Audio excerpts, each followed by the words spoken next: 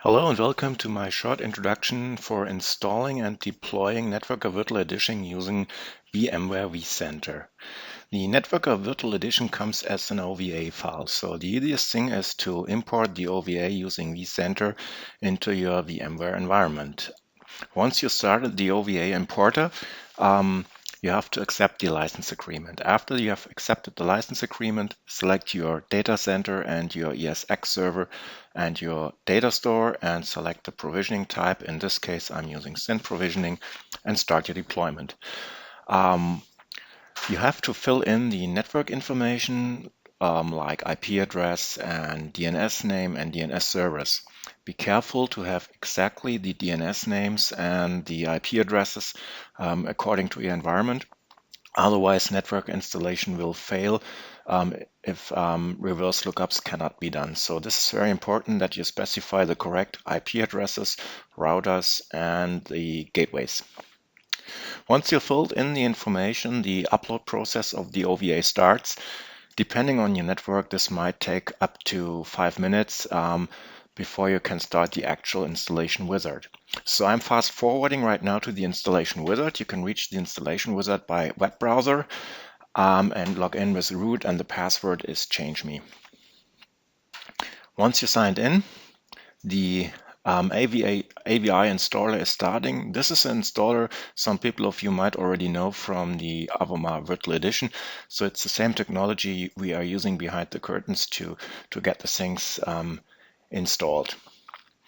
It takes a few moments to unpack all the packages that we need for installing, and then the installer guides you through the process for asking you some passwords for Tomcat and the authentication daemons, and also you are able to configure the data domains.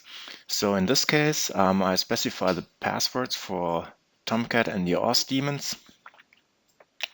And next thing is that we go forward to the data domain configuration.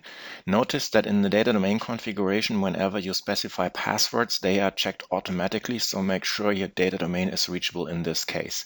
So I fill in my data domain IP address here, or network name here, configure the user for ddboost, which can be done automatically, and configure the password to store all the information. So make sure you have your sysadmin user or your admin user to configure your data domain. It will take a few moments. He checks if we can log in with the admin user, and then we select a username that we want to create for ddboost. So I select a special or a dedicated name here for this network environment. And then we do also checking if the password matches the password strengths and settings on the data domain. Once this is done, the installation kicks in. Oh, sorry, I have to answer a few questions first. So I have to fill in also the correct time zone settings and other steps. So the wizard will guide me to this. I encourage you to, whenever you fill in a page in here, press the save button so that whenever you do something wrong and you restart the installer, he will use the saved values. So now we flip over to the next page where we specify the operating system user passwords and the admin user passwords. So they will be changed automatically during the setup process.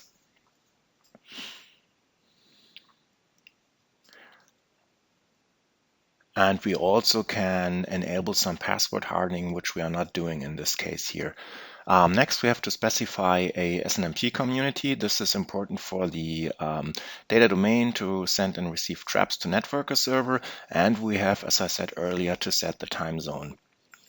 Once the settings are in, the installer starts to partition our system, so he creates data partitions for networker to run the database and all that other stuff. We are fast forwarding to the process where he's actually creating and hooking up to the data domains. So we just fast forwarding the process. Normally it will take, let's say, between 2 or 5 minutes, depending on your hardware configuration in your system. So it won't take too long.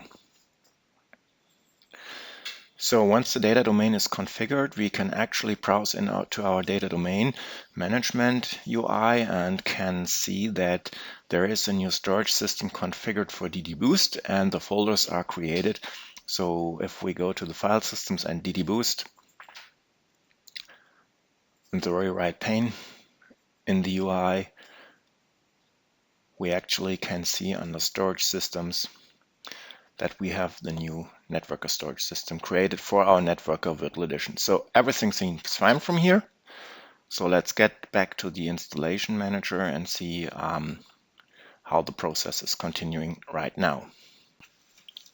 So when the data domain has been configured automatically from the installer, the system is waiting for the media daemons to start and to actually he's creating the pools required for the tapes and all that stuff. And once the tape device is mounted, we can continue the installation. So we are presented with the option to start our Networker Management Console, the NMC, which uses Java to start. So from Networker 9 ongoing, we can use Java 8 and don't have to rely on the old Java 7. So this is pretty good. It takes a few moments. In this case, I'm warned for certificates. I have to type in my administrator user and the password I earlier specified during the setup. So make sure you have noted your passwords that you typed in earlier. And once this is ready, you have to again read the end user license agreement and confirm or add in the server to back up the networker server database and the NMC database. So once this process is done, the networker management UI is going to start up. Also, this will take a few moments for the first time, and once the user interface is loaded, we can browse to our data domain system and can also browse to the networker management interface itself by specifying our networker server. So from here on, it's typical networker configuration. You can see all the new elements that we have here in Networker 9, like the policies that are completely new and they are pre-configured from within the UI. So I hope this was helpful. So whenever you get the chance, try to download the OVA from emc.com and start with your Networker Virtual Edition. Thank you and bye-bye.